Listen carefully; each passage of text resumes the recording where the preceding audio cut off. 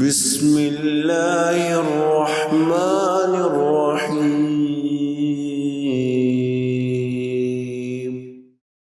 ابن عباس رضی اللہ تعالیٰ عنہما فرماتے ہیں، آپ صلی اللہ علیہ وآلہ وسلم کو کل جہانوں کے لیے رحمت بنا کر بھیجا گیا، اور اس سے مراد یہ ہے کہ آپ تمام جن و انس کے لیے رحمت ہیں۔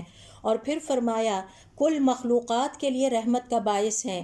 مومن کے لیے آپ صلی اللہ علیہ وآلہ وسلم رحمت ہیں کیونکہ اس کی ہدایت کا باعث بنے۔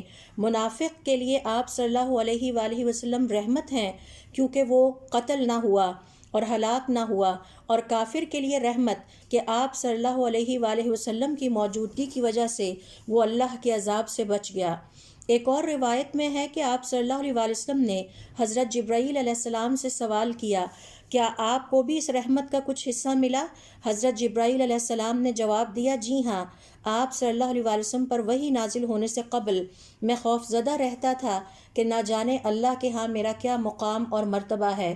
اور پھر جب آپ صلی اللہ علیہ وآلہ وسلم پر میرے بارے میں سورۃ التکویر کی آیت نمبر 20 اور 21 نازل ہوئیں، جن میں اللہ رب العزت کا ارشاد ہے، ذی قوۃ عند ذی العرش مکین مطاع ثم امین۔ حضرت جبرائیل علیہ السلام طاقتور ترین فرشتے ہیں اور اپنے عرش والے رب کے ہاں معزز مقام اور مرتبے والے ہیں۔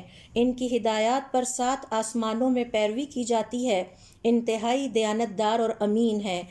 حضرت جبرائیل علیہ السلام فرماتے ہیں، ان آیات کی بدولت میں مطمئن ہو گیا اور مجھے علم ہو گیا کہ میرا رب کے ہاں میرا کیا مرتبہ اور میری کیا قدر و منزلت ہے۔